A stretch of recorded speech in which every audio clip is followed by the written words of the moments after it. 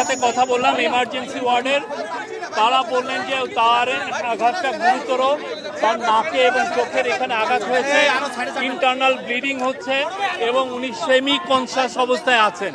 তো ডাক্তাররা একটু পরে তাকে আইসিইউতে নেবেন ফার্দার অবজারভেশনের জন্য। আরও কিছু কিছু টেস্ট আছে, সেই টেস্টগুলো করবেন। তার উপরে আঘাত খুবই ন্যাক্কারজনক একটা ঘটনা, আমরা এটা নিন্দা করি। আমরা এই পুরো জিনিসটা আমরা ইনভেস্টিগেট করব। আমি কথা বলছি, আপনার উপস্থিতিতে আমার 2 মিনিট কথা আছে, আপনি থাকেন কাইন্ডলি। আমরা অন্তর্বর্তীকালীন সরকারের প্রেস সচিব তার বক্তব্য শুনলাম।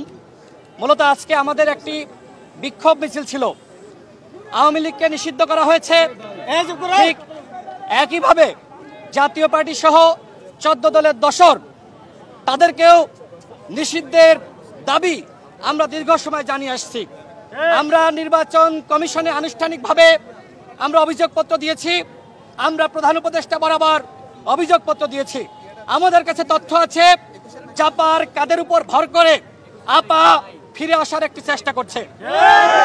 আজকে যখন আমরা মশাল মিছিল শেষে আমি এবং নুরুল হক নূর কথা বলা শুরু করব, প্রেস ব্রিফিং চলা অবস্থায় সেনাবাহিনী এবং পুলিশ বাহিনী আমাদের কার্যালয়ের সামনে এসে হামলা চালিয়েছে। আমরা জানতে চাই, আমাদের উপর যে হামলা করলো শুধুমাত্র কার্যালয়ের সামনে না, আমাদের কার্যালয়ের ভিতর ঢুকে সেনাবাহিনী এবং পুলিশ হামলা চালিয়েছে।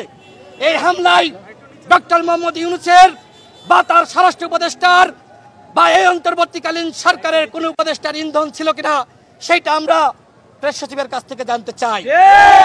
উপস্থিত আছেন, আজকে সেনাবাহিনী বুট জুতা দিয়ে নুরুল হক নূরকে পালিয়েছে। আমাদের উপরে আওয়ামী লীগের আমলেও এইভাবে তারা হামলা করতে সাহস করে নাই। সেনাবাহিনী আমাদের গায়ে হাত দেয়নি, আজকে আমাদের গায়ে আমাদের সরকারের আমলে হাত দেওয়া হয়েছে। প্রথম দফায় আমার উপর হামলা হয়, আমার আঙ্গুল ভেঙে গিয়েছে। দ্বিতীয় দফায় যখন আমি এবং নুরুল হক নূর কথা বলতে যাব, তখন নুরুল হক নূর সহ আমাদের শতাধিক নেতাকর্মীর উপরে হামলা করা হয়েছে। ইসলামী এক হাসপাতালে আপনারা যান, সেখানে গিয়ে দেখেন রক্ত রক্ত আর রক্ত, কারুর হাত ভাঙা, কারুর পা ভাঙা, কারুর চোখে আঘাত লেগেছে, কারুর মাথায় আঘাত লেগেছে। এই যে সেনাবাহিনী এবং পুলিশ আমাদের উপর হামলা করলো, এই হামলার সাথে যারা জড়িত তাদের বিষয়ে সরকারের পদক্ষেপ কি সেইটা আপনারা শফিক ভাইয়ের কাছ থেকে এখন শুনুন, আমরাও তার কাছ থেকে জানতে চাই। যখন বাংলাদেশের মানুষের সাহসের অভাব ছিল, যখন হাসিনার এগেনস্টে কেউ দাঁড়ায়নি, তখন উনি 2018 সালে উনি বাংলাদেশের একটা মেজর মুভমেন্টকে নেতৃত্ব দিয়েছিলেন। সেই কোটা এন্টি কোটা মুভমেন্টের উনি নেতৃত্ব দিয়েছিলেন।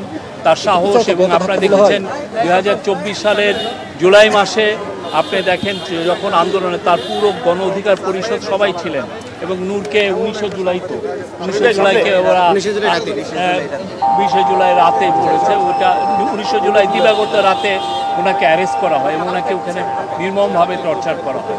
তা আমি তো আমার কথা বলেছি।